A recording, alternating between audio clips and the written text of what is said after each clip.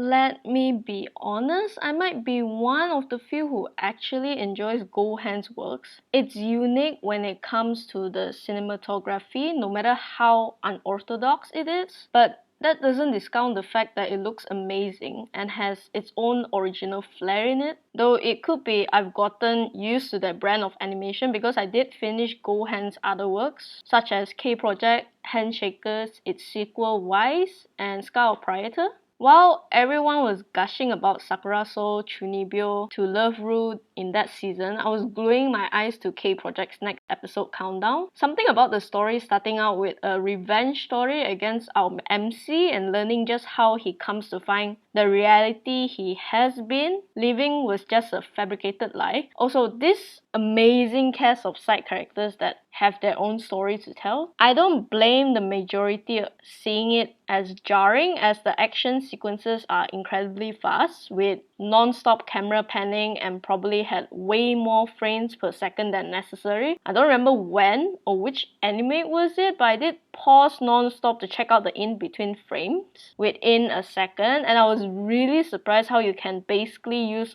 all of the in-between frames as some sort of wallpaper. It just shows how much attention is on the minor details that can be overlooked. One thing I appreciate about the studio's works is that the background isn't static. There is always something going on, and the mob characters do not move in a single direction like a herd to fill the role, but rather mismatched situations are happening everywhere outside of the focus surrounding the main characters. There were some instances when I believe they went a little overboard, like Mie's hair in this particular scene. It looked like it was alive. The only thing that isn't attracting me about the show so far is the writing. Sometimes the comedy can be a hit or miss. I found the quick humor during the dodgeball scene gave me the chuckles. Not so much about Mie's nearsightedness and Komura's constant panic attacks every time she invades his space. The gag about her continuing to lose her glasses is kind of repetitive,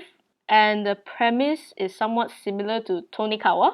Now, Tonikawa as a show had potential until I finished 2 whole seasons realizing it was just another rinse and repeat with a new coat of paint. I had hoped for the second season when the opening visuals put a hefty amount of focus on Tsukasa's past, but it was barely touched on. I can't believe I found Tokiko, the grandma character, the best the show had to offer with her demeanor and character delivery. I'm not saying it's a bad show, but definitely a show that couldn't really keep my attention. This is just a personal opinion. I'm sure there are big fans out there that enjoys this premise of rom-com. Back to the girl I like forgot her glasses. The second episode onwards definitely did better than the first in terms of execution and writing. The OST was on point in delivering the emotions captured within their interactions, and frankly, if the writing continues like this and improves onwards, I can say that I enjoy this better than Tonikawa. I like that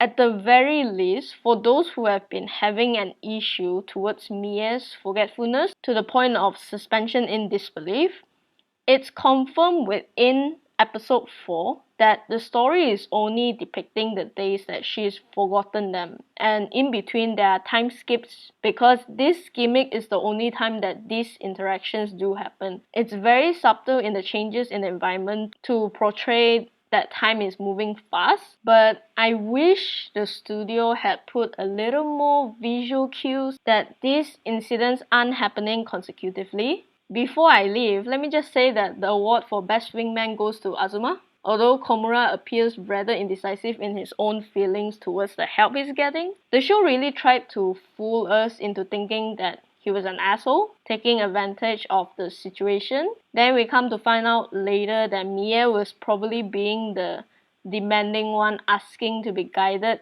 to her items by hand, thinking it was Komura helping her. It was a huge misunderstanding meant to paint Komura's overactive imagination, but also highlight the fact that the growing importance of Komura towards Mie in the sense that she trusted him with this type of tasks. Let me know about your thoughts in the comment section down below. If you enjoy the video, please like and subscribe. Click the bell icon to get notified of more videos to come. If you would like to buy me a cup of tea, support me on Patreon. Have a nice day. Until next time.